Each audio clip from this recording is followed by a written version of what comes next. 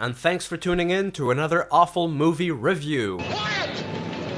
You fools! As the Cold War was hitting its chilliest moments, we were entitled to plenty of movies tackling on the themes of nationwide invasion by foreign enemies and nuclear holocaust. All around us, 24 hours a day. And from that trend of Cold War-inspired films came Battle Beneath the Earth, a British sci-fi action flick which is nothing more than a drab, lackluster, and lifeless time at the theater. You've got to be kidding.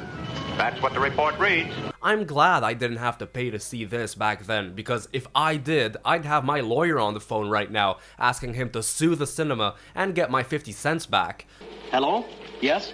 But just before I do that, if there's a bad movie you'd like me to review, leave me a comment down below. Don't forget to like this video, subscribe, ring that notification bell, and let me know your thoughts and feelings on Battle Beneath the Earth. Well, no question about it. In this story, the enemy at work is a Chinese private army China. commanded by a renegade general, Chan Lu. Yep, reminds me of when John Wayne played an 11th century Genghis Khan. General Lu looks like a Sicilian mobster or a South American drug lord more than a Chinese individual, but whatever. That's a bit unusual, isn't it? He and his army have built secret underground tunnels in strategic areas underneath the US.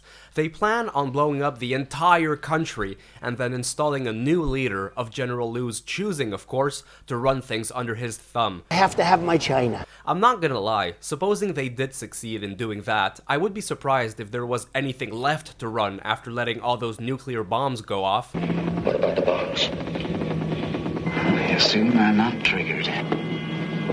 Wow, well that's a pretty big gamble. Thankfully, the American military and scientists are aware of this attack on domestic soil. They meet in Hawaii and do everything in their power to foil the intricate plot by fighting fire with fire. It's an atom bomb, 10 megatons, assembled especially for the job. Oh yeah, just blow up an atom bomb underneath the Hawaiians' feet. I'm sure they won't mind. I'm positive that won't cause any future problems. Okay, that ought to do it. By golly, they actually did do it. Yeah, I don't know. The anti-nuclear war message is nowhere to be found. And I sympathize with your frustrations.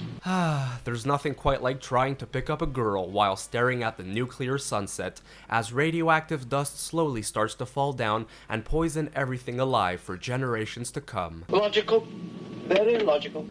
You can tell that the James Bond movies from that era really inspired this, whether it's the Asian villain, the female protagonist, the underground tunnels, the fast editing which looks like crap, but don't be fooled people, because this is about as James Bond as Mary Poppins. That's about the wildest yarn I've ever heard.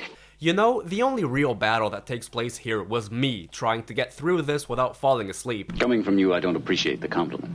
The film has no tastes, no signature flair, it's devoid of anything that makes it unique. The characters are so bland, paper thin, and unoriginal that you can lump them all together into one single character. That's not fair, sir. Which is all the more crazy because with a story this wildly imaginative, the final product is really quite boring actually. It has me baffled.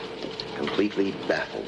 And just to demonstrate how much of a piece of crap this stinker is, the day after watching this, I was doing a bit of film editing, going over the clips I'd like to use in my review, and while doing that, I kept going over scenes where I asked myself, wait, did I just see that? I couldn't even remember what I'd watched the previous day. That's how interesting this is. And that's when you know you've got a severe case of the shittles. It's one hell of an assumption. What an awful movie.